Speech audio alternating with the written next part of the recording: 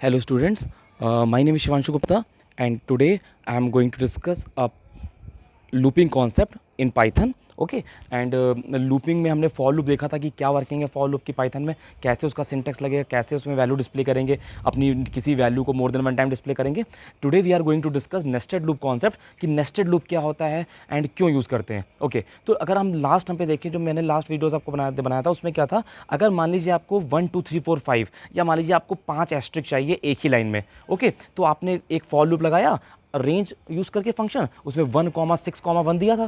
That means क्या होगा, एक लूप लगाएंगे आप, उसमें क्या होगा, एक लूप लगाने पर वो 5 बार लूप चलेगा और प्रिंट एस्ट्रिक से क्या होगा, वो print asterisk comma end equal to single quotes. इससे क्या होगा कि आपका वैल्यू आपकी एक ही लाइन पर आ जाएगी 5 टाइम्स. ओके बट अब now you want to display a line which contain 5 asterisk.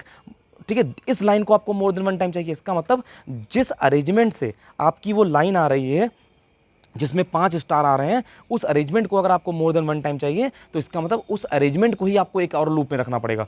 इसी को बोलते हैं नेस्टेड लूप. मतलब लूप के अंदर एक दूसरा लूप यूज़ करना, इसको बोलते हैं nested loop. Means loop in which we are using another loop. Okay it's called nested loop. Okay तो अब कैसे यूज़ करेंगे इसको फटाफट हम कोडिंग में देखते हैं और फिर आप देखोगे कि कैसे नेस्टेड लूप से यूज़ करके हम पैटर्न्स के क्वेश्चन सॉल्व करते हैं एंड वेरियस टाइप के क्वेश्चंस पाइथन में किए जाते हैं. ओके इसके लिए क्या करेंगे, पहले एप्लीकेशन ओपन करेंगे. हमारा एप्लीकेशन क्या है, py.3. ओके ओपन किया. अब यहाँ देखिए लाइन नंबर 1 में क्या है, फॉर लूप लगा हुआ है, आई इन रेंज 1,6,1.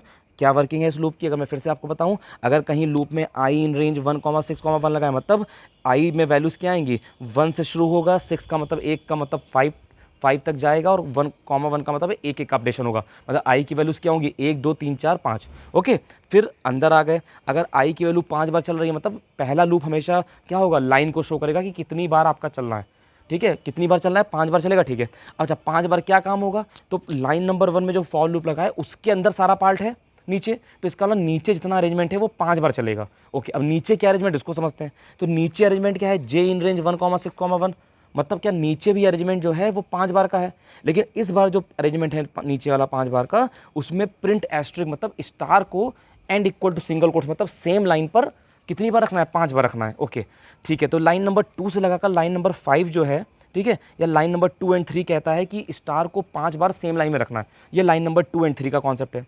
लाइन नंबर 5 कहता है कि कंट्रोल को नई लाइन पर लेकर आएगा, क्योंकि प्रिंट लगा हुआ है और प्रिंट कंट्रोल को नई लाइन पर ले आएगा. ओके अगर उसके अंदर कोई पैरामीटर नहीं है, मतलब कंट्रोल न्यू लाइन पर आ जाएगा. ठीक है, ओके तो अब यहाँ पर देखिए क्या है, लाइन नंबर 1 कह रहा है कि मेरे अंदर जितना भी कंटेंट है उसको 5 बार मैं डिस्प्ले करूँगा. और उसके अंदर कंटेंट क्या है, उसके अंदर जो कंटेंट है वो कह रहा है कि मैं स्टार को 5 बार एक ही लाइन में डिस्प्ले करता हूँ. डैट मीन्स अगर मैं इसको रन कराऊँ तो आउटपुट देखिए कुछ ऐसा दिखेगा. ये देखिए आउटपुट क्या दिख रहा है कि देखिए मैंने क्या कहा था, जो लाइन नंबर 2 एंड 3 में फॉर लूप है वो क्या कह रहा है कि मैं स्टार को एक ही लाइन पर 5 बार लेकर आऊँगा. ओके तो इस अरेंजमेंट को मुझे 5 बार रन कराना है. तो इस arrangement line number 2 and 3 arrangement को मैंने क्या किया, मैंने एक लाइन नंबर 1 वाले फॉर लूप के अंदर डाल दिया. इससे क्या होगा, ये अरेंजमेंट आपका देखिए 5 बार आ गया. ओके तो this concept is called nested loop. आप सिंपल से कह सकते हो कि अगर मान लीजिए अभी आप क्या कर रहे थे, आपने एक लूप लगाया, उस एक लूप से आपको एक लाइन मिल रही थी. ओके अब आपको क्या कहता है, रो एंड कॉलम का कॉन्सेप्ट चाहिए. तो पहला लूप आपका रो को शो करता है, मतलब कितनी लाइनें हैं. ओके और जो दूसरा लूप है वो कॉलम को शो करेगा कि उसके अंदर हर लाइन में कितनी वैल्यूज आपको चाहिए. ओके तो इस तरीके से आप क्या करोगे, ये नेस्टेड लूप का कॉन्सेप्ट यूज करके आप प्रोग्राम पैटर्न्स करोगे. ओके अब इसमें आप वैल्यूज बदल बदल के आउटपुट्स की डिज़ाइन बदल सकते हो. ठीक है, लाइक मान लीजिए यहाँ पर आपने स्टार की जगह पर अगर आप क्या करते हो, यहाँ पर आप एस्ट्रिक की जगह पर मान लीजिए आप क्या करते हो, आप @ दे देते हो. रन कराओगे then you will get the @ in your pattern. तो आप डिफरेंट वैल्यूज़ देकर डिफरेंट पैटर्न्स को बना सकते हो. अगर आप यहाँ वैल्यूज़ बढ़ा दीजिए, मान लीजिए आपने वैल्यूज़ क्या कर दी, अगर वैल्यूज़ मान लीजिए आपने बढ़ा दी यहाँ पर 16 कर दी हैं वैल्यूज़. ठीक है, यहाँ पे देखिए आपने वैल्यूज़ थोड़ा बढ़ा दी, 16 कर दी. अब आप रन कराओगे then you will see this your pattern. ठीक है, तो आप डिज़ाइन बढ़िया बढ़िया डिज़ाइन बना सकते हो. तो इस तरीके से आप प्रोग्रामिंग कोडिंग यूज़ करके आप डिफरेंट आउटपुट्स को ला सकते हो, डिज़ाइंस बना सकते हो. ठीक है, it depends on you. Okay तो इस तरीके से नेस्टेड लूप का कॉन्सेप्ट यूज़ करके आप पैटर्न डिज़ाइन कर सकते हो. ओके सो आपके डिफरेंट पैटर्न्स होते हैं, लाइक ट्राइंगल होता है, रेक्टेंगल है आपका. ठीक है, तो ये डिफरेंट पैटर्न्स हैं. अगर मान लीजिए यहाँ पर हम क्या चाह रहे हैं, हम यहाँ पर मान लीजिए पैटर्न हम यूज़ करते हैं कि हम @ नहीं डिस्प्ले करना चाहते हैं. मान लीजिए हम चाहते हैं 1 2 3 4 डिस्प्ले करना. ओके तो हम कैसे, तो यहाँ पर क्या करेंगे, यहाँ पर हम @ नहीं ना लिख कर हम यहाँ पर कुछ ऐसा कर, देखिए ये ऐसा कर लें. अगर मैं यहाँ पर ये लिखता हूँ, यहाँ पर मैं सीधे आई को डिस्प्ले कर देता हूँ. ओके अगर मैं यहाँ आई डिस्प्ले करता हूँ तो देखिए मुझे क्या मिल रहा है 1 1 1 2 2 2 3। देखिए एक नया पैटर्न तैयार हो गया कि अगर मान लीजिए मुझे ये वैल्यूज चाहिए तो मैं आई डिस्प्ले करूँगा तो मुझे ये वैल्यूज मिलेंगी। क्यों? क्योंकि पहली लाइन पर आई में क्या है 1 है, ठीक है, पहली लाइन पे तो आई में अगर 1 है पहली लाइन पर तो 2 और 3 लाइन अरेंजमेंट क्या कहता है, जो आई में होगा उसको मैं 5 बार डिस्प्ले कर दूंगा। तो आई में 1 है तो उसने आई को 5 बार डिस्प्ले कर दिया। ओके, तो यहाँ पर देखिए अगर आप अंडरस्टैंड करोगे यहाँ पर तो आई की जो वैल्यू है वो क्या है, वो आपकी पहली लाइन पर आई की वैल्यू 1 थी, दूसरी लाइन पर आई की वैल्यू 2 है, तीसरी लाइन पर आई की वैल्यू 3 है, और जो अंदर वाला अरेंजमेंट है जे वाला वो क्या कह रहा है, जो भी आई की वैल्यू होगी उसको लेकर मैं क्या करूँगा 5 बार चल जाऊँगा। तो पहली लाइन पे आई की वैल्यू 1 थी, उसको लेकर 5 बार चल गया तो 5 बार आई 1 आ गया। आई की वैल्यू दूसरी लाइन में 2 थी तो उसको लेके 5 बार चल गया तो देखिए 2 2 आ गया आपका। अगर थोड़ा सा आप देखिए चेंज करके देखते हैं तो और अंडरस्टैंड करते हैं। अगर मैं यहाँ पर आई की जगह पर क्या कर दूँ, जे कर दूँ, अब समझिएगा ज़रा, अगर मैं आई की जगह पर जे कर दूँ अब देखता हूँ क्या आता है। ये देखिए क्या आ रहा है 2 3 1 2 3 4 5 1 2 3 4 5 1 2 3 5। समझ गए? मतलब आई जो कहता है मैं 5 बार चलूँगा, 1 2 3 4 5, ठीक है। पहली लाइन पर आई की वैल्यू 1 थी, दूसरी लाइन पर आई की वैल्यू 2 थी। अब पहली लाइन पर जब आई की वैल्यू 1 थी उस समय जे कितनी बार चला, 1 से लेके 5 तक। तो देखिए 1 से लेके 5 तक आ गया। तो अब यहाँ से आप समझ पा रहे हो कि अगर आप आई डिस्प्ले करते हो लूप में तो आपको क्या वैल्यू मिलेगी, जे डिस्प्ले करते हो तो क्या वैल्यू मिल रही है, डबल कोट्स में अगर एस्ट्रिक या एट द रेट डाल दोगे तो क्या वैल्यू मिलेगी। तो यहाँ से आप थोड़ा वैरायटी में चीज़ें जब डिस्प्ले करा रहे हो तो आप समझ पाओगे कि एक्चुअल में ये लूप की वर्किंग क्या है, कहाँ पर क्या रखने पर क्या रिजल्ट आ रहा है। इन्हीं वेरिएशंस को समझ के ही आप कोडिंग पे कमांड कर पाओगे। और आप जब आपके क्वेश्चंस आते हैं आउटपुट वाले फाइंड करने वाले और इस तरीके से जो कोडिंग होती है तो आप समझ पाओगे कि कोड देखकर कि इसमें क्या लॉजिक लगाना है या फिर कोई लॉजिक दिया हुआ है तो उसका रिजल्ट क्या आएगा।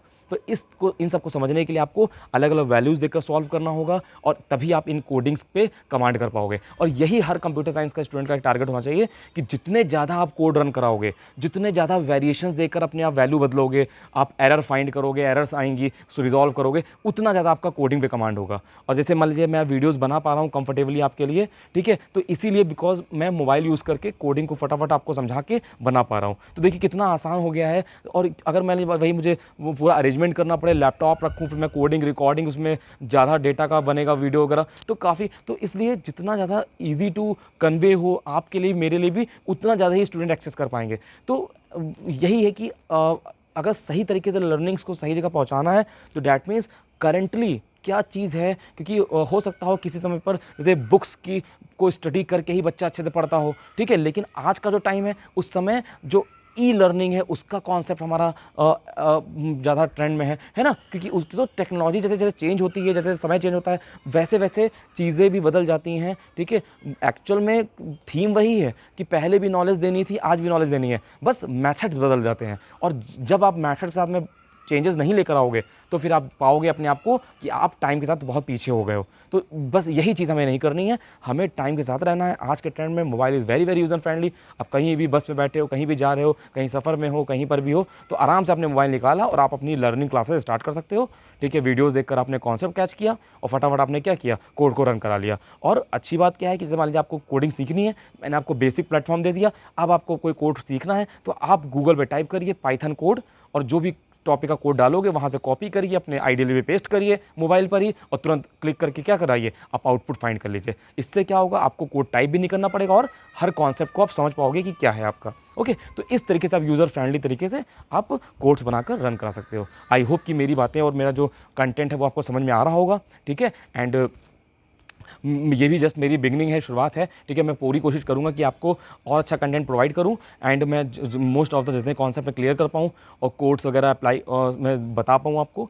Okay, thank you so much, take care.